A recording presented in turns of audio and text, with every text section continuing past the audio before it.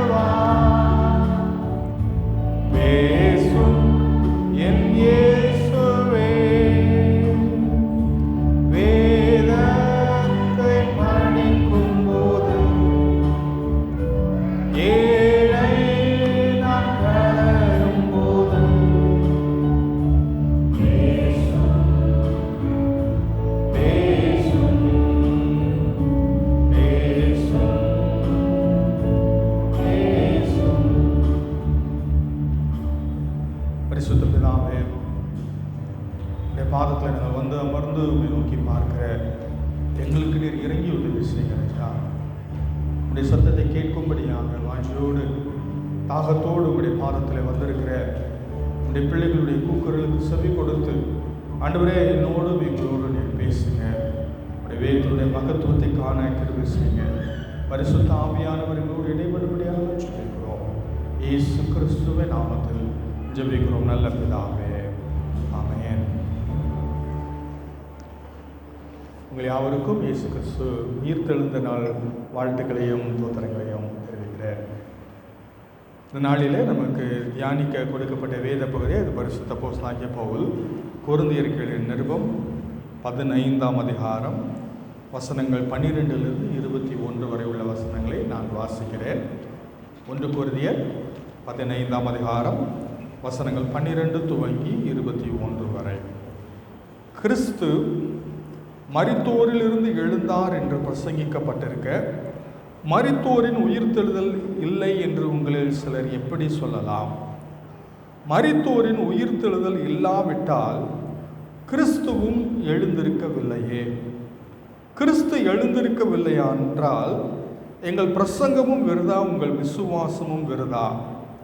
மரித்தோர் உயிர்த்தெழாவிட்டால் தேவன் எழுப்பாத கிறிஸ்துவை அவர் எழுப்பினார் என்று நாங்கள் தேவனை குறித்து சாட்சி சொன்னதினாலே தேவனுக்காக பொய் சாட்சி சொல்லுகிறவர்களாகவும் காணப்படுவோமே. மரித்தோர் உயிர்த்தெழாவிட்டால் கிறிஸ்துவும் எழுந்திருக்கவில்லையே. கிறிஸ்து எழுந்திராவிட்டால் உங்கள் விசுவாசம் வீணாயிருக்கும், நீங்கள் இன்னும் உங்கள் பாவங்களில் இருப்பீர்கள். கிறிஸ்துவுக்குள் நித்திரை அடைந்தவர்களும் கெட்டிருப்பார்களே. இம்மைக்காக மாத்திரம் நாம் கிறிஸ்துவின் மேல் நம்பிக்கை உள்ளவர்களாயிருந்தால் எல்லா மனுஷரை பார்க்கிலும் பரிதபிக்கப்படத்தக்கவர்களாய் இருப்போம். கிறிஸ்துவோ மரித்தோரிலிருந்து எழுந்து நித்திரை அடைந்தவர்களில் முதற் பலனானார். மனுஷனால் மரணம் உண்டானபடியால் மனுஷனால் மரித்தோரின் உயிர்த்தெழுதலும் உண்டாயிற்று. கிறிஸ்துவுக்குள் பிரியமானவர்களே, இந்த வேத பகுதியில் இயேசு கிறிஸ்துடைய உயிர்த்தெழுதலினுடைய அவசியத்தை குறித்து அப்போஸ்தலனாகிய பவுல் இங்கே சொல்லியிருக்கிறதை பார்க்கிறோம். சீஷர்களுடைய வாழ்க்கையில் இருந்த ஏமாற்றம், நம்பிக்கையின்மை, சோர்வு, பயம், கவலை, துக்கம் எல்லாவற்றையும் புரட்டி போட்ட ஒரு முக்கியமான நிகழ்வு இயேசு கிறிஸ்துவுடைய உயிர்த்தெழுதல்.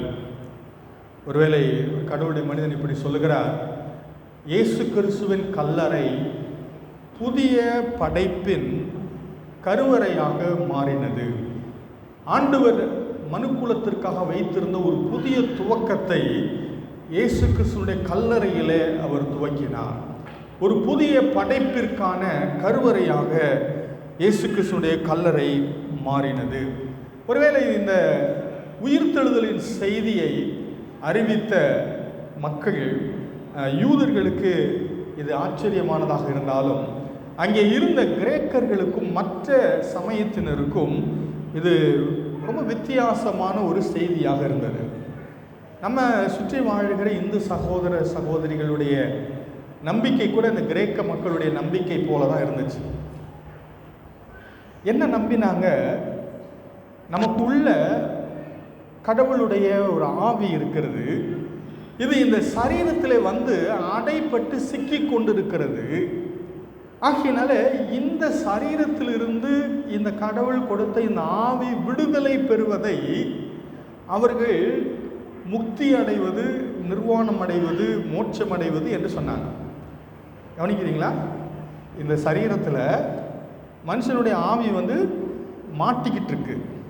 அதனால இந்த ஆவி இந்த சரீரத்தில் என்ன பண்ணணும்? ரிலீஸ் ஆகி போயிடுறது தான் முக்தி அடைவதாக அவர்கள் கருதினார்கள். இப்படிப்பட்ட ஒரு சமுதாயத்தில், இப்படிப்பட்ட மக்கள் மத்தியில் இவங்க என்ன சொல்கிறாங்க அப்படின்னா, இந்த சரீரத்தில் இருந்து ஆவி விடுதலை பெறுகிறது அல்ல முக்தி. இந்த சரீரத்தை குறித்தே கடவுள் ஒரு நம்பிக்கை வைத்திருக்கிறார். இந்த சரீரத்திற்கே ஒரு எதிர்காலம் இருக்கிறது. இந்த சரீரமே உயிர்த்தெழ போகிறது என்ற ஒரு கருத்து அவர்களுக்கு எல்லாருக்கும் வித்தியாசமான கருத்தாக இருந்துச்சு. கிரேக்கர்களுக்கு அது ஏற்றுக்கொள்ள முடியாத ஒரு கருத்தாக இருந்தது. ஆனால் வேத புத்தகம் அழகாக சொல்லுகிற ஒரு விஷயம், இந்த சரீரத்திலே இயேசு கிறிஸ்து அடக்கம் பண்ணப்பட்டார், மரித்தார், உயிர்த்தெழுந்து மறுரூபமான ஒரு சரீரத்திலே அவர் சீஷர்களுக்கு தரிசனமானார். ஆகையினாலே ஏதோ ஆவிக்கு மாத்திரம் மீட்பு அல்ல, ரட்சிப்பு ஆவிக்கு மட்டுமல்ல, ஆத்துமாவிற்கு மட்டுமல்ல, இந்த சரீரத்திற்கும் உரியது. இயேசு கிறிஸ்து இந்த சரீரத்திற்காகவும் சிலுவையில் தொங்கினார். இந்த சரீரமும் மீட்பை அடைய போகிறது என்கிற அற்புதமான ஒரு செய்தியை இந்த உயிர்த்தெழுதல் நமக்கு கொடுக்கிறது. இங்கே அப்போஸ்தலனாகிய பவுல் அவர் ரொம்ப லாஜிக்காக இந்த பகுதியில் சில காரியங்களை சொல்லுகிறார். அற்புதமான சில கருத்துக்களை தெரிவிக்கிறார். முதலாவது காரியம் அவர் என்ன சொல்லுகிறார்? இயேசு கிறிஸ்துடைய உயிர்த்தெழுதல் கிறிஸ்தவ நம்பிக்கைக்கு அடிப்படையானது. 14ஆம் வசனத்தில் பாருங்க, கிறிஸ்து எழுந்திருக்கவில்லையானால் எங்கள் பிரசங்கமும் விருதா. சுவிசேஷம் உயிர்த்தெழுதலை உள்ளடக்கியது. நற்செய்தியினுடைய ஒரு முக்கியமான பார்ட் கிறிஸ்துவனுடைய உயிர்த்தெழுதல். கிறிஸ்துவனுடைய உயிர்த்தெழுதல் இல்லை என்றால் நற்செய்தியே இல்லை, சுவிசேஷமே இல்லை. அப்போஸ்தலர் இந்த 1 கொரிந்தியர் 15ஆம் அதிகாரத்தில் 3ஆம் வசனத்தில் நற்செய்தியை பற்றி அப்போஸ்தலனாகிய பவுல் சொல்கிறார். நற்செய்தி என்பது என்ன? நான் அடைந்ததும்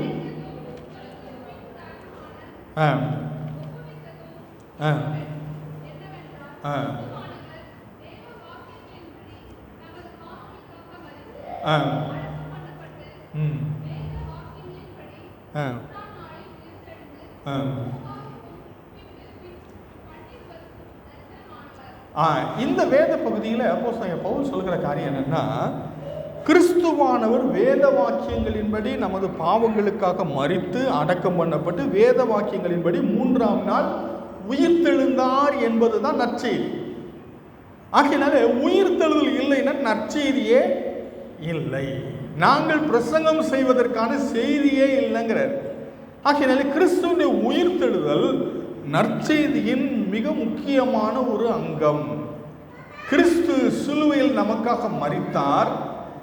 ஆனால் அவர் அடக்கம் பண்ணப்பட்டு உயிர்த்தெழவில்லையானால் கிறிஸ்துவினுடைய நற்செய்தியே இல்லை. இயேசு சிலுவையில் தொங்கின போது அங்கே பார்த்த மக்கள் சொன்னாங்க, அங்கே நடமாடி கொண்டிருந்த மக்கள் வேடிக்கை பார்த்தவங்க என்ன சொன்னாங்க, நீர் கிறிஸ்துவானால் முதலாவது உன்னைய காப்பாற்றிக்க, அப்புறம் எங்களை காப்பாற்றலாம். இல்லை, ரொம்ப லாஜிக் அவங்க சொன்னது. உங்களையே காப்பாற்ற முடியலன்னு என்னை எப்படி காப்பாற்ற முடியும்?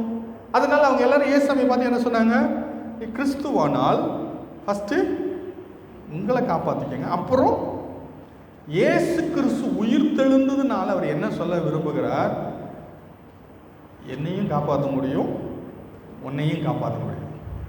அவர் உயிர் தெளாதிருந்திருப்பாரானால் இயேசுவும் 1000 தலைவர்களில் அவரும் ஒருவராக இருந்திருப்பார். அம்பேத்கர், காந்தி, புத்தர் எல்லாரும் மாதிரி இயேசுக்கும் ஒரு சிலையை வச்சு அவருக்கும் ஒரு மாலையை நம்ம போட்டிருக்கலாம். ஆனால் இன்னைக்கு மாலை போட முடியாத நிலைமைக்கு போனதுக்கு காரணம் என்னன்னா, அவர் அடக்கம் பண்ணப்பட்டு உயிர் தெழுந்துட்டார். நம்ம நாட்டு பழக்கம் என்ன, செத்து போனவங்களுக்கு தான் சிலை வைப்போம், இப்படிதானே? செத்து போனவங்களுக்கு தான் சிலை வைக்கிற வழக்கம் இருக்குது. தற்போதைய முதலமைச்சருக்கு எங்கேயாவது சிலை இருக்குதா? இல்லை. ஏன் இல்லை? உயிரோடு இருக்கிறார். நம்ம கலாச்சாரத்தில் உயிரோடு இருக்கிறவங்களுக்கு சிலை வைக்கிற வழக்கமே கிடையாது. படம் வைக்கிற வழக்கமும், படம் எப்போ முதல்ல திறப்பாங்க, செத்த பிறகுதான். இல்லை, செத்து போனவங்களுக்கு தான் படத்துக்கு முன்னாடி ஊதுபத்தி வைக்கிறது, மாலை போடுறது, இந்த பழக்கமெல்லாம் செத்தவங்களுக்கு தான் செய்கிறது நம்ம நாட்டினுடைய வழக்கம். இயேசு கிறிஸ்து மரித்தார், அடக்கம் பண்ணப்பட்டார், உயிர் தெழுந்துட்டார். அதனால் இயேசுவுக்கு சிலையும் தேவையில்லை, மாலையும் தேவையில்லை. அவர் உயிரோடு என்றென்றைக்கும் இருக்கிறபடியினாலே அவர் நம்முடைய விசுவாசத்திற்குரியவராக இருக்கிறார். ஆகையினால இயேசு ஒரு தலைவர் அல்ல, இயேசு ஒரு போதகர் மட்டுமல்ல. இஸ்லாமியர்கள் நம்புவது போல இயேசு ஒரு தீர்க்கதரிசி மட்டுமல்ல. அதையெல்லாம் கடந்து இயேசு தேவனுடைய குமாரன், இயேசு கிறிஸ்து இரட்சகர். நாம் அவர் மேல் நம்பிக்கை வைக்க தகுந்தவர். முதலாவது அப்போஸ்தலனாகிய பவுல் சொன்னார், இயேசு உயிர்த்தெழவில்லையானால் நற்செய்தியே இல்லைன்னு சொன்னார். இரண்டாவது என்ன சொன்னார், இயேசு உயிர்த்தெழவில்லையானால் அவர் மேல் வைக்கிற விசுவாசமே வீண் அப்படின்னு சொன்னார்.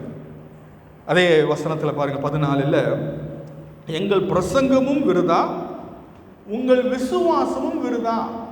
நீங்கள் அவர் மேல் நம்பிக்கை வைத்து பயனில்லை. ஏனென்றால் அவரால் தன்னையே காப்பாற்றி கொள்ள முடியவில்லை. அவர் உங்களை நிச்சயமாக காப்பாற்ற முடியாது. அவர் உயிர் தெழுந்ததினாலே நமக்கு கொடுத்திருக்கிற நம்பிக்கை, அவர் மேல் நாம் நம்பிக்கை வைக்கலாம், அவரை நோக்கி கூப்பிடலாம், அவரால் நமக்கு உதவி செய்ய முடியும், நம்முடைய வாழ்க்கையை மாற்ற அவராலே முடியும். கிறிஸ்துவுக்குள் பிரியமானவர்களே, இயேசு கிறிஸ்து உயிர் தெழுந்ததினாலே இன்றைக்கும் அவர் செயல்பட்டு கொண்டு இருக்கிறார். இன்றைக்கும் அவர் அநேகருடைய ஜெபத்தை கேட்கிறார், அநேகருடைய வாழ்க்கையிலே மாற்றங்களை கொண்டு வந்து கொண்டு இருக்கிறார். 2 வாரத்துக்கு முன்பதாக நான் யூடியூப்பில் ஒரு சகோதரியினுடைய சாட்சியை நான் கேட்டேன். அவங்க பேர் எனக்கு வாயில் வரல. அவர்கள் ஒரு இஸ்லாமிய சகோதரி, யோர்தான் நாட்டை சேர்ந்தவர்கள், ஜோர்டான் கண்ட்ரி அந்த நாட்டை சேர்ந்தவங்க. அமெரிக்காவிலே அவர்களுடைய தகப்பனாரோடு கூட வாழ்ந்தார்கள்.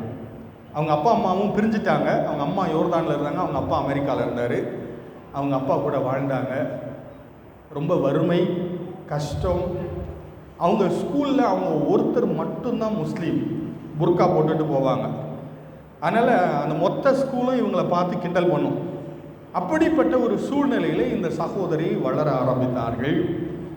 வளர வளர இவர்களுக்கு கடவுள் மேல் ஒரு வெறுப்பு, எல்லாரை போல் இருக்க வேண்டும் சொல்லி தங்களுடைய இஸ்லாமிய பழக்கங்களை விட்டு பெரிய பிள்ளை ஆகிட்டாங்க. சின்ன பிள்ளையா இருக்கிற வரைக்கும் அவங்க அப்பா இதை செய்யக்கூடாது, அதை செய்யக்கூடாதுன்னு கட்டுப்படுத்தினார். இப்போ அப்பாவுடைய கட்டுப்பாட்டை மீறி அவர்கள் நடக்க ஆரம்பித்தார்கள்.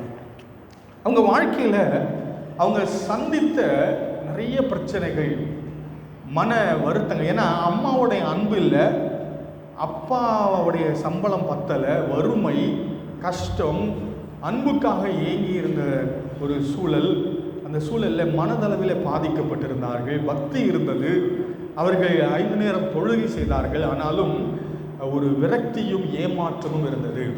ஆகையினால அவங்களுக்கு அடிக்கடி கனவு கண்டு அவங்க பயந்து கொண்டிருந்தார்கள். அதனால் அவங்க அப்பா மனநல மருத்துவர்கிட்ட கொண்டு போய் காமிச்சார். நிறையா மாத்திரை சாப்பிட ஆரம்பித்தாங்க. 2 முறை தற்கொலை பண்ண முயற்சி செய்தாங்க. டாக்டர் காப்பாற்றிட்டார். இப்படிப்பட்ட நெருக்கமான சூழ்நிலையில் அவர்கள் வளர்ந்தார்கள். அப்பொழுது அவங்க வாழ்க்கையில் அவங்க சந்தித்த ஒரு காரியம், அதிகமாக படிக்க முடியல, காசு வேணும், வேலைக்கு போக வேண்டியிருந்தது. வேலை தேடினாங்க, அவங்களுக்கு எந்த வேலையும் கிடைக்கல. கடைசி அவங்களுக்கு ஒரு வேலை கிடச்சிச்சு, கிளப்பில் சாராயம் ஊற்றி கொடுக்குற வேலை. கிடைக்காததுனால இவங்க கிடைச்ச வேலைக்கு போகணும்னு அந்த வேலைக்கு போனாங்க. பயங்கரமாக காசு வர ஆரம்பிச்சிச்சு. இவங்க விரும்பினபடி ஒரு பெரிய வீடு வாங்கினாங்க, வசதியான ஒரு கார் வாங்கினாங்க. வாழ்க்கையை தலைகீழ மாறிடுச்சு. அவங்க நினச்சாங்க, இனி என் வாழ்க்கை மகிழ்ச்சியும் சமாதானமாக இருக்கும்னு நினச்சாங்க. ஆனால் அப்படி எதுவும் அவங்களுக்கு வரல. அப்படிப்பட்ட ஒரு சூழ்நிலையில் அவங்களுக்கு ஒரு பெரிய ஏமாற்றம் காத்திருந்தது. அவங்க நினச்சாங்க, ஐயோ பணம் வந்துருச்சுன்னா, எல்லாம் வந்துருச்சுன்னா என் வாழ்க்கை மாறிடும்னு நினச்சேன், என் வாழ்க்கை ரொம்ப மோசமாயிருச்சேன்னு நினச்சாங்க. இவங்களும் குடிகாரராய் மாறினார்கள். போதைக்கு அடிமை, ட்ரக் அடிக்டாக மாறினாங்க. அவர்களுடைய வாழ்க்கை மிக மோசமான சூழ்நிலையை நோக்கி போய் கொண்டிருந்தது. அசுத்தமான ஒரு வாழ்க்கை. என்ன செய்வதுன்னு தெரியவில்லை. 3வது அவங்க யோசித்தாங்க. வாழ்க்கையில் 3வது முறை தற்கொலை பண்ணிக்க முடிவெடுத்தார்கள். ஆனால் இந்த முறை டாக்டர் காப்பாற்ற முடியாதபடி தற்கொலை பண்ணிக்கணும்னு அவங்க தற்கொலை திட்டமெல்லாம் தீட்டி வைத்திருந்தார்கள். அந்த சூழ்நிலையில் அவங்க ஃப்ரெண்டு ஒருத்தர் ஃபோன் பண்ணி, ஞாயிற்றுக்கிழமை உங்கள் சர்ச்சில் ஒரு ப்ரோக்ராம் இருக்குது, நீ வான்னு சொல்லி கூப்பிட்டாரு. அவங்க கேட்டாங்க, என்னை எதுக்கு சர்ச்சு கூப்பிட்றீங்க, நான் முஸ்லீமு, என்னை சர்ச்சுக்கு எதுக்காக கூப்பிட்றீங்கன்னு கேட்டாங்க. அவங்க சொன்னாங்க, அதனால் என்ன, நீ முஸ்லீம் கிளப்புக்கு போகலையா, அதனால் சும்மா வந்து பாருன்னு சொன்னாங்க. இவங்களும் யோசித்தாங்க, சாக போகிறோம், எல்லாத்தையும் பார்த்தாச்சு, இந்த சர்ச்சையும் பார்த்துட்டு தான் சாவோமேன்னு சொல்லி நினச்சிட்டு சரி வர்றேன்னு சொல்லிட்டாங்க. அவங்க புறப்பட்டு ஆலயத்துக்கு வந்தாங்க. வாசல்கிட்ட வரும்போது திரும்ப நண்பர் ஃபோன் பண்ணார். ஃபோன் பண்ணி, சாரிம்மா என்னால் சர்ச்சுக்கு வர முடியாது, வேறு ஒரு ப்ரோக்ராம் ஆகிடுச்சின்னு சொன்னாங்க. இவங்க சொன்னாங்க, சரி பரவாயில்ல, நீங்கள் வராட்டி, ஏன்னா நான் சர்ச்சு வாசல் வரைக்கும் வந்துட்டேன், அதையும் நான் பார்த்துடுறேன்னு சொல்லிட்டு ஆலயத்துக்குள்ளே வந்தாங்க. அந்தபோது அவங்க பார்த்த ஒரு விஷயம், அங்கே இருந்த ஆண்டவருடைய பிள்ளைகள் மகிழ்ச்சியாக இருந்ததை பார்த்தபோது அவங்க மனசில் ஒரு கேள்வி, ஐயோ நான் வேலை செஞ்சல கிளப்பில் கூட மக்கள் இவ்வளோ மகிழ்ச்சியாக இல்லையே, ஆலயத்தில் மக்கள் இவ்வளோ மகிழ்ச்சியாக இருப்பதற்கு என்ன காரணம் அப்படின்னு சொல்லி யோசிச்சுட்டு அப்படி ஒரு ஓரத்தில் அவங்க வந்து நின்னாங்க. அங்கேருந்து ஒரு பிள்ளை வேகமாக வந்து இவங்களை கட்டி பிடிச்சி கை கொடுத்து, நல்லா இருக்கீங்களா, எங்கேருந்து வர்றீங்கன்னு கேட்டாங்க. அவங்க ஒரு நிமிஷம் யோசிச்சாங்க, சொல்லலாமா வேணாமான்னு யோசிச்சு சொல்லிட்டாங்க, நான் அந்த கிளப்பில் வேலை செய்கிறேன், அங்கேருந்து வந்தேன்னு சொன்னாங்க. அவங்க கட்டி பிடிச்சிட்டு சொன்னாங்க, ரொம்ப மகிழ்ச்சி, அதே கிளப்பில் தான் நானும் வேலை செஞ்சேன்னு சொன்னாங்க. இவங்களுக்கு தூக்கி வாரி போட்டுச்சு, ஐயோ இந்த கிளப்புலையா வேலை செஞ்சீங்க, அவரை தெரியுமா இவரை தெரியுமான்னு கேட்டாங்க. எல்லாரையும் தெரியும்னு சொன்னாங்க. இவங்க உண்மையிலே இவங்க அந்த கிளப்பில் தான் வேலை செஞ்சுருக்காங்கன்னு முடிவு பண்ணிட்டாங்க.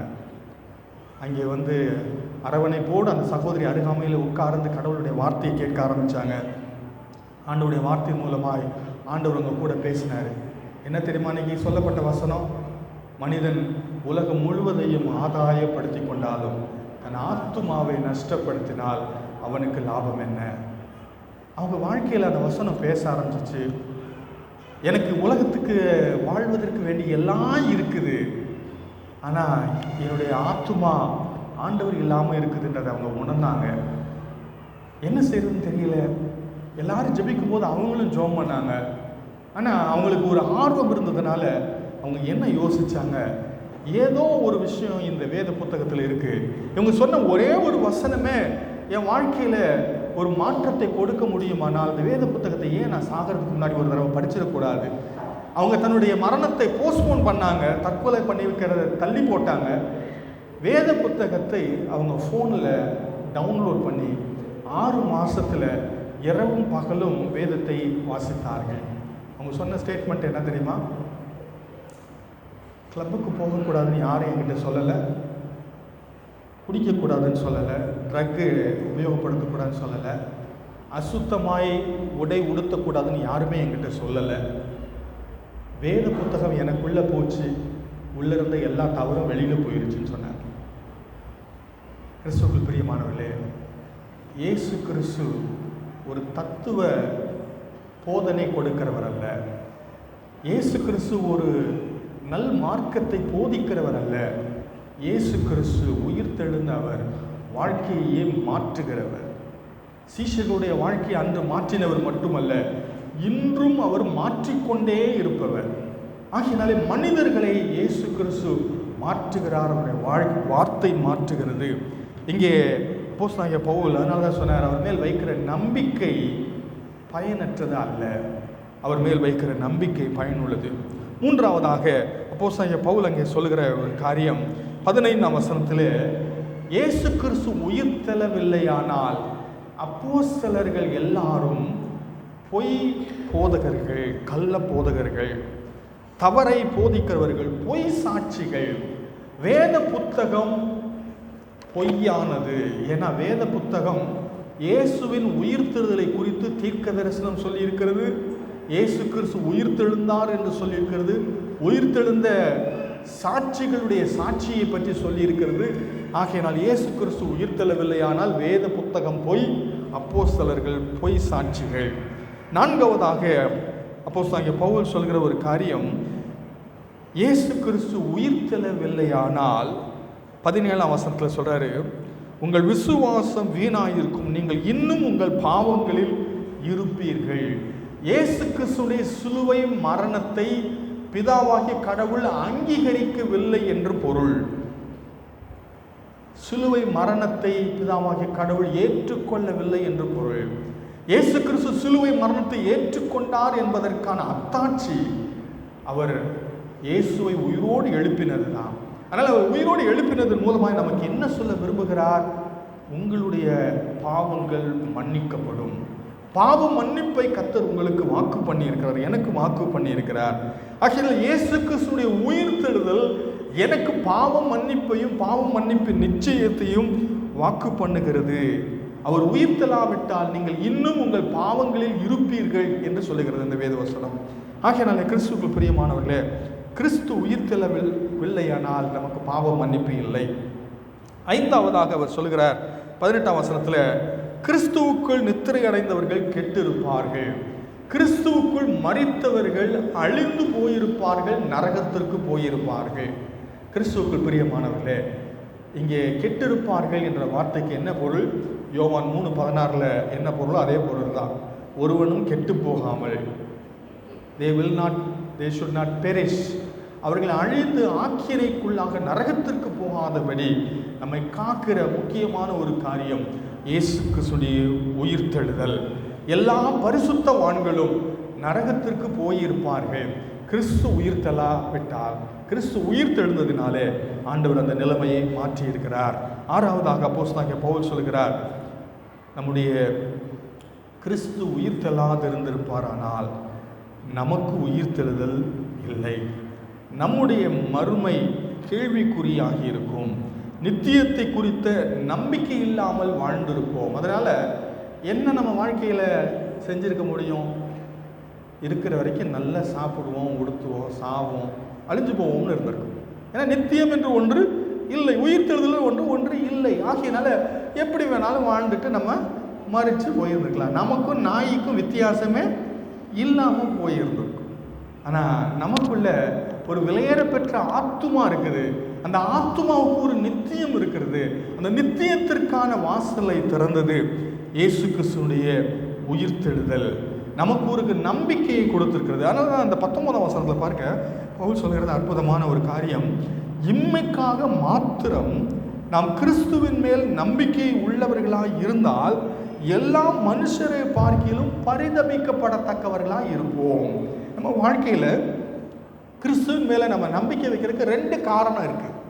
2 காரணம். என்னத்துக்கெல்லாம் நம்பிக்கை வைக்கலாம்? ஒன்று, இந்த உலக வாழ்க்கைக்காக நம்பிக்கை வைக்கலாம். ஐயோ எனக்கு உடல் சரியில்லை, இயேசுவே என்னை சுகமாக்கும், நம்பிக்கை வச்சு அவரை நோக்கி கூப்பிட்டா ஆண்டவர் என்ன செய்யலாம்? எனக்கு சுகத்தை கொடுப்பார். என்னுடைய தேவைகளை சந்தியும் ஆண்டவரே, என் குடும்பத்தை ஆசீர்வதியும். உலக பிரகாரமான தேவைக்காக கடவுள் மேலே நம்பிக்கை வச்சிருக்கலாம், அது நல்லது தான், அது பலன் கொடுக்கும். ஆனால் அது மட்டும் நம்பி இருப்போமானால் நாம் பரிதாபத்திற்குரியவர்கள் என்று சொல்லுகிறார். ஏசாமி பின்னாடி பெரிய கூட்ட மக்கள் வந்தாங்க, சுகம் பெற்றுக்கொண்டார்கள், நன்மையை பெற்றுக்கொண்டார்கள், ஆசீர்வாதத்தை எல்லாம் பெற்றுக்கொண்டார்கள். ஆனால் இயேசு கிறிஸ்துவுடைய பிரசங்கத்தை கேட்டபோது, போதனையை கேட்டபோது நிறைய பேர் என்ன பண்ணிட்டாங்க? போயிட்டாங்க. யோவான் சுவிசேஷம் 6ஆம் அதிகாரத்தை நீங்கள் வீட்டுக்கு போய் வாசிப்பாருங்க. அப்போ இது கடினமான போதனை, யார் இதை கேட்பாங்க அப்படின்னு சொல்லிட்டு ஒவ்வொருத்தராக எஸ்கேப் ஆகி போயிட்டாங்க. ஏசாமி கடைசியை திரும்பி பார்த்தா கொஞ்சம் சீசர்கள் மட்டும்தான் நின்னாங்க. ஏசாமி அவங்கள பார்த்து கேட்டார், ஏப்பா நீங்களும் போயிடலான்னு யோசிக்கிறீங்களா அப்படின்னு கேட்டார். பேதுரு என்ன சொன்னால், ஆண்டவரே நாங்கள் எங்கே போவோம்? நித்திய ஜீவ வசனங்கள் உம்மிடத்தில் மட்டும்தான் இருக்கு. நல்லா கவனிங்க, நன்மை இங்கே கிடைக்கலன்னா அங்கே போயிடலாம், அங்கே கிடைக்கலன்னா இன்னொரு இடத்துக்கு போகலாம். ஆனால் நித்திய ஜீவன் எங்கேயுமே கிடைக்காது. அதுக்கு யார்கிட்ட மட்டும்தான் வந்தாகணும். சிலர் சொல்லுவாங்க, ஐயா அந்த கோயிலுக்கு போனேன், சுகம் கிடச்சிச்சு, அந்த கோயிலில் போய் வேண்டிக்கிட்டேன், நன்மை கிடச்சிச்சு, மகிழ்ச்சி. அந்த கோயிலில் நன்மை மட்டும்தான் கிடைக்கும், நித்திய ஜீவன் கிடைக்குமா? கிடைக்காது. அதுக்கு எங்கே தான் போய் ஆகணும்? இயேசு கிறிஸ்து அண்டைக்கு மட்டும்தான் வந்து ஆகணும். சரிங்களா? மற்ற நம்பிக்கையில் வாழுகிற மக்களுக்கு ஆசீர்வாதம் கிடைக்குதா? கிடைக்குது. வேளாங்கண்ணிக்கு போனால் சுகம் கிடைக்குமா? கிடைக்கும். திருப்பதிக்கு போனால் கிடைக்குமா?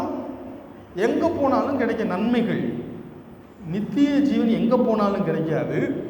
இயேசு கிறிஸ்து மட்டும்தான் நித்திய ஜீவனை கொடுக்க முடியும். அதற்காக தான் அவர் சிலுவையில் தன்னுடைய விலையேறப்பட்ட இரத்தத்தை சிந்தி பாவ பரிகாரம் செய்தார். இயேசு கிறிஸ்துடைய சிலுவை மரணம் இல்லாமல் மீட்பு இல்லை. ஆகையினால நீங்க சொல்ற காரியம், உலக நன்மைகளுக்காக மட்டும் நீங்க ஏசாமி பின்னாடி வந்தீங்கன்னா நீங்க பரிதபிக்கப்படத்தக்கவர்கள். ஏன்னா அது எங்க வேணாலும் கிடைக்கும். இயேசு கிறிஸ்து உலக நன்மைகளை மட்டுமல்ல, நித்திய வாழ்வையும் கொடுக்க அவர் வாக்கு பண்ணி இருக்கிறார். ஆகையினால் இந்த பகுதியில் அவர் சொல்லுகிற அற்புதமான ஒரு காரியம் என்னவென்றால், மனித வாழ்க்கை மரணத்தோடு முடிவடைவது அல்ல. நிறைய நேரத்தில் நம்ம அதை பற்றி யோசிக்க விரும்புறதில்ல. சாகிறதை பற்றி இந்த நல்ல நாளில் எதுக்குங்க யோசிக்கணும்? அதை பற்றி நம்ம யோசிப்பு என்ன பண்ண போகிறோம்? அதை பற்றி பிறகு வயசான காலத்தில் யோசிச்சுக்கலாம் அப்படின்னு நம்ம யோசிக்க தோணலாம். ஆனால் கிறிஸ்துவுக்கு பிரியமானவர்களே, கிறிஸ்துவனுடைய உயிர்த்தெழுதல் நமக்கு சொல்லுகிற நல்ல செய்தி, நம்பிக்கை உள்ள செய்தி. நம்முடைய சரீரத்திற்கு ஒரு உயிர்த்தெழுதல் உண்டு. நமக்கு மரணத்தை கிறிஸ்து சிலுவையிலே ஜெயித்திருக்கிறார். நித்தியத்தை குறித்த நம்பிக்கை நமக்கு உண்டு. ஆக்சுவலாக இங்கே அப்போஸ்தலன் பவுல் சொல்கிறார் 20-21 வசனங்களில், கிறிஸ்து முதற் பலன், ஃபர்ஸ்ட் ஃப்ரூட் அப்படின்னு சொல்றார். யூதர்கள் அவங்க வயலில் விவசாயம் செய்யும் போது என்ன செய்யறது வழக்கம்னா, பயிர்கள் நல்லா வளர்ந்து விளைந்து கதிர்விட்டு விளைந்த போது முதல்ல அவங்க என்ன செய்வாங்கன்னா, முதல்ல விளைஞ்சிருக்கிற கதிர்களை போய் அறுத்து கொண்டு வந்து ஆலயத்தில் படைப்பது அவர்களுக்கு வழக்கம். முதற் பலன்களை கடவுளுடைய சமூகத்தில் படைச்சிட்டு அதுக்கு பிறகுதான் என்ன செய்வாங்க? அறுவடை செய்வாங்க. வீட்டில் ஒருவேளை மாமரம் வச்சுருக்காங்க அப்படின்னா, ஃபஸ்ட்டு காய்ச்ச மாங்காய்கள் எல்லாம் பறித்து கொண்டு வந்து ஆலயத்தில் வச்சுட்டு அதுக்கு பிறகு பறிக்கிற பழங்களை தான் சாப்பிட்றதுக்கோ விற்கிறதுக்கோ பயன்படுத்துவாங்க. இங்கே பவுல் அதே மாதிரி என்ன சொல்கிறாரு, கிறிஸ்து இந்த உயிர்த்தெழுதலின் முதல் அறுவடை, அதுக்கு பின்னாடி ஒரு அறுவடை எதிர்நோக்கி இருக்கிறது.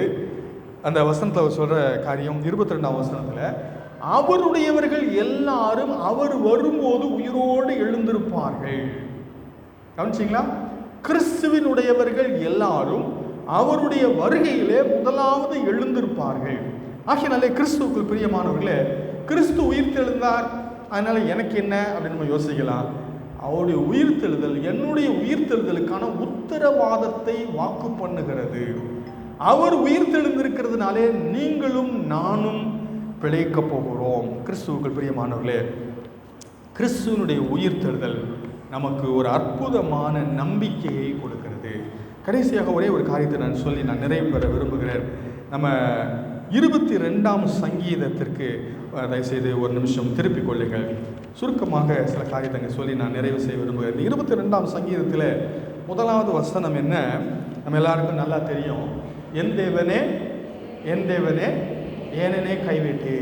எப்போ இந்த வசனத்தை பற்றி நம்ம தியானித்தோம்? பெரிய வெள்ளிக்கிழமை இல்லைங்களா? ஆமாம், கைவிட்டீர், ஏனெனே கைவிட்டீர் அப்படின்னு இந்த சங்கீதத்தை சங்கீதக்காரர் துவங்கினார். இந்த சங்கீதம் ஆச்சரியமான ஒரு சங்கீதம். இந்த சங்கீதம் எப்போ எழுதப்பட்டது தெரியுமா? ஏசாமி பிறக்கிறதுக்கு 1000 வருஷத்துக்கு முன்னாடி எழுதப்பட்டது. ஆனால் இந்த சங்கீதத்தை நம்ம புரிஞ்சுக்கிட்டு வாசிச்சோன்னா சிலுவையில் தொங்கும் போது ஏசாமி சொன்ன சங்கீதம் மாதிரி இருக்கும். இந்த சங்கீதம் தாவீதுடைய வாழ்க்கைக்கு இந்த சங்கீதத்துக்கு சம்பந்தம் இருக்காது. ஆனால் சிலுவையில் தொங்கிக்கிட்டு இருக்கும்போது ஏசாமி இந்த சங்கீதத்தை சொன்னால் எப்படி இருக்குமோ அப்படி இந்த சங்கீதம் எழுதப்பட்டிருக்குது. எப்போ எழுதப்பட்டுச்சு? 1000 வருஷத்துக்கு முன்னாடி. இது என்னங்க இது? 1000 வருஷத்துக்கு முன்னாடி சொல்லப்பட்ட சங்கீதம் இயேசுவுக்கும் அதுக்கும் என்ன சம்பந்தம்? அதுதான் வேதத்தினுடைய சிறப்பு.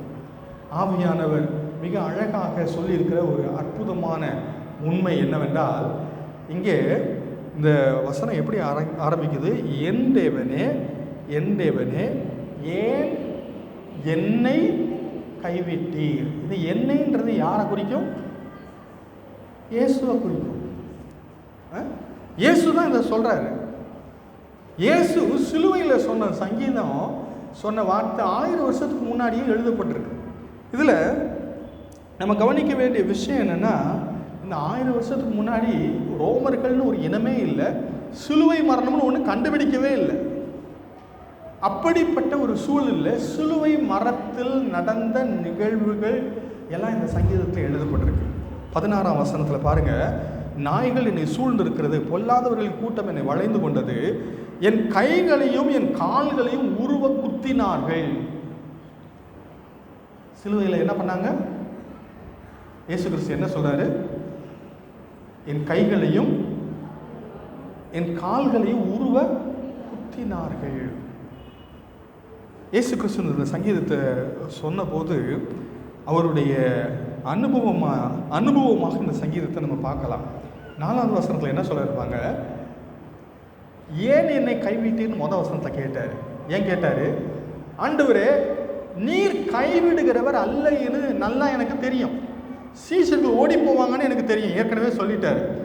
ஏசாமி என்ன சொன்னார்? கெத்செமனே தோட்டத்தில் மெய்ப்பனை வெட்டுவேன், ஆடுகள் சிதறடிக்கப்படும், அந்த வாக்குத்தத்தம் நிறைவேறும், என்னை கைது பண்ணாலும் நீங்கள் எல்லாம் விட்டுட்டு ஓடிடுவீங்கன்னு சொன்னார். அதனால் இவங்களெல்லாம் கைவிடுவாங்கன்றதை பற்றி ஏசாமி ஆச்சரியப்படுறதுக்கு இல்லை. ஏன்னா அது அவருக்கு தெரியும். மனிதர்களுடைய சுபாவம் அப்படி தான். நமக்கு பிரச்சனை வந்தால் எல்லோரும் என்ன செஞ்சுருவாங்க? விட்டுட்டு ஓடிடுவாங்கன்றது இயற்கை. அதனால் இயேசு அதை அறிந்திருந்தார். ஆனால் பிதா கைவிடவே மாட்டார் என்று இயேசு அறிந்திருந்தார். எப்படி தெரியும்? 4வது வசனத்தை சொல்ல பாருங்க, எங்கள் பிதாக்கள் உம்மிடத்தில் நம்பிக்கை வைத்தார்கள், நம்பின அவர்களை நீர் விடுவித்தீர், அவங்க யாரையுமே நீர் கைவிட்டதில்லை. தானியேல் சிங்க கபியில இருந்தபோது ஆண்டவர் கைவிட்டாரா? அவரை கைவிடலை. சாத்ராக் மேஷாக் ஆபேத்நேகோ நெருப்பு சூளையில் தூக்கி போட்ட போது கைவிட்டாரா? யோனா மீன் வயிற்றிலிருந்து கூப்பிட்ட போது கைவிட்டாரா? எங்கள் பிதாக்களும் இடத்தில் நம்பிக்கை வைத்தார்கள், நம்பின அவர்களை நீர் விடுவித்தீர். யாரெல்லாம் கூப்பிட்டாங்களோ எல்லாரையும் காப்பாற்றினார். அதனால ஏசாமி என்ன கான்ஃபிடென்ட்டா இருந்தாரு? என்னையும் பிதா என்ன செய்ய மாட்டாரு? கைவிட மாட்டார். அது மட்டுமல்ல, என்னுடைய அனுபவமும் அதுதான், இயேசு கிறிஸ்துடைய அனுபவமும் அதுதான். என்ன அனுபவம்? என்னைக்கு தாயின் வயிற்றில் ஒரு உருவானாரோ அன்னையிலிருந்தே பிரச்சனை. என்ன பிரச்சனை?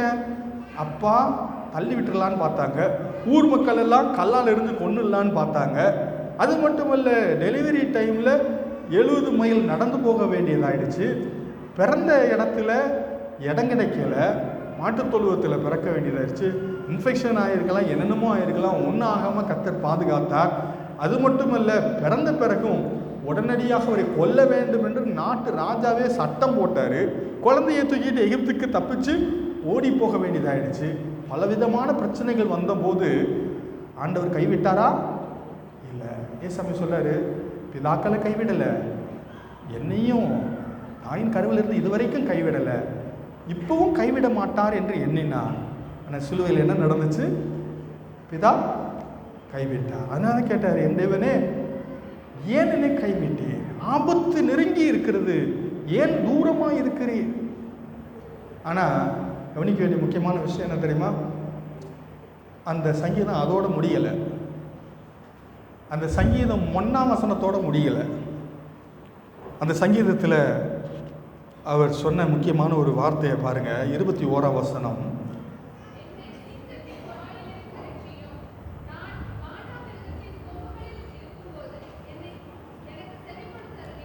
என்ன சொல்றீங்க?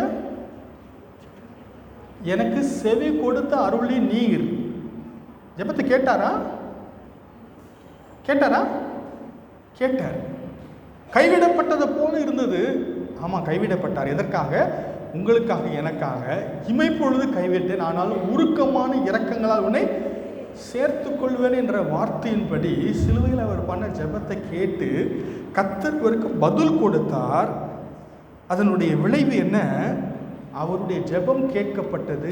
அவர் மேல் வைத்திருந்த நம்பிக்கை பலன் அளித்தது. நம்பினவர்களை அவர் கைவிடுகிறவர் இல்லை என்பதை பிதாவாகிய கடவுள் நிரூபித்தார். எங்க நிரூபிச்சாரு? கல்லறையில் நிரூபிச்சார். சிலுவையில் நிரூபிக்கல, கல்லறையில் நிரூபிச்சார். மரித்து அடக்கம் பண்ணப்பட்டிருந்த அவர் உயிரோடு எழுப்பப்பட்டார். ஆகையினால இப்ப இவருடைய ஜெபம் துதியாக மாறினது. பிறகு நீங்கள் வீட்டில் போய் வாசிச்சு பாருங்க. 23ஆம் வசனம் 25ஆம் வசனத்துலலாம் அவர் சொல்கிறார், மகா சபையிலே நான் உண்மை துதிப்பேன். இதுக்கு முன்னாடி அவர் ஜெபித்தாரு, கூப்பிட்டாரு, உதவி செய்யும்படியாய் கெஞ்சினார். இப்போ என்ன சொல்றாரு? உதவி செஞ்சிட்டாரு, செவி கொடுத்துட்டாரு. அதனால நான் என்ன செய்ய போறேன்? அவரை துதிப்பேன். துக்கம் சந்தோஷமாய் மாறினது, ஜெபம் துதியாக மாறினது, அவருடைய புலம்பல் ஆனந்த களிப்பாக மாறினது. அது மட்டுமல்ல, 26ஆம் வசனத்துடைய கடைசி வரியில் அவர் சொல்லுகிற ஒரு வார்த்தை, உங்கள் இருதயம் என்றென்றைக்கும் வாழும். கிறிஸ்துவுக்குள் பிரியமானவர்களே, அவர் உயிர் தெழுந்தார், நமக்கு நித்தியத்தை குறித்த நம்பிக்கை கொடுத்திருக்கிறார்.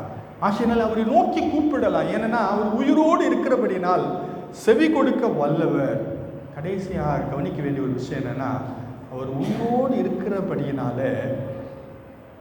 நீங்களும் நானும் அவர் மேலே நம்பிக்கை வச்சா மட்டும் பத்தாது, அவருக்கு கீழ்ப்படிய வேண்டும், அவரை ஆண்டவராக ஏற்றுக்கொள்ள வேண்டும். வேதத்தை பின்பற்றுவது கொள்கைகளை ஏற்றுக்கொள்வதல்ல, கிறிஸ்துவை என்னை ஆள்பவராக ஏற்றுக்கொள்ளணும். அப்படின்னா என்ன அர்த்தம்? அவர் சொல்றபடி நான் செய்யணும், அவருடைய விருப்பப்படி நான் வாழணும். நீங்கள் பெரிய பிரச்சனை தான்.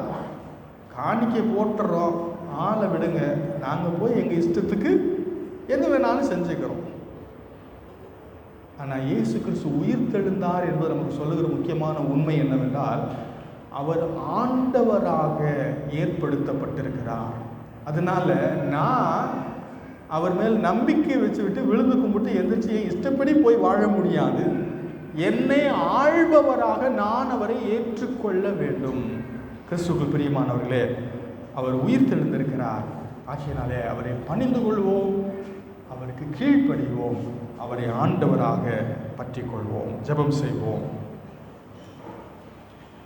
பரிசுத்தமும் கிருபையும் அன்புமுள்ள எங்கள் பரலோகத்தானே, ஆண்டவரே, எங்களுடைய வாழ்க்கையை மாற்றி அமைக்கிற, எங்களுடைய துக்கத்தை சந்தோஷமாய் மாற்றுகிற, எங்களுடைய சோர்வை உற்சாகமாய் மாற்றுகிற, எங்களுடைய கேள்விகளை ஆச்சரியக்குறிகளாய் மாற்றுகிற, எங்களுடைய சோர்வுகளை களைகிற, எங்களுக்கு நம்பிக்கை கொடுக்கிற, எங்களுடைய துக்கத்தை சந்தோஷமாய் மாற்றுகிற உடைய உயிர் தெழுதலுக்காக நாங்கள் நன்றி செலுத்துகிறோம். ஆண்டவரே, உலகில் பல மகான்கள், மேதைகள், ஞானிகள் தோன்றினதுண்டு. மரித்து மண்ணோடு மண்ணாக போய்விட்ட இந்த சூழலில் எங்களுக்காக மரித்து அடக்கம் பண்ணப்பட்டு உயிர் தெழுந்து உம்முடைய வார்த்தையை நிரூபித்து என்றென்றைக்கும் நீர் வாழ்கிறதற்காக ஸ்தோத்திரம் ஐயா. நீர் மீண்டுமாக எங்களை சந்திக்க வரப்போவதற்காக நாங்கள் நன்றி செலுத்துகிறோம். இந்த நற்செய்தியை விசுவாசிக்கிறவர்களாக, நற்செய்தியின்படி உம்மை ஆண்டவராக ஏற்றுக்கொண்டு அடிபணிந்து வாழ்கிறவர்களாக நாங்கள் ஒவ்வொருவரும் காணப்பட உதவி செய்யுங்க ராஜா. நீர் உயிர் தெழுந்தீர் என்று விசுவாசிக்கிற ஒவ்வொருவரும் தங்கள் இஷ்டப்படி வாழ முடியாது, நீர் ஆண்டவராக இருக்கிறீர் என்பதை அறிந்து அடிபணிந்து வாழ எங்கள் ஒவ்வொருவருக்கும் கிருபை செய்ய வேண்டும் என்று இயேசு கிறிஸ்துவின் மூலம் வேண்டிக் கொள்கிறோம் நல்ல பிதாவே. ஆமென்.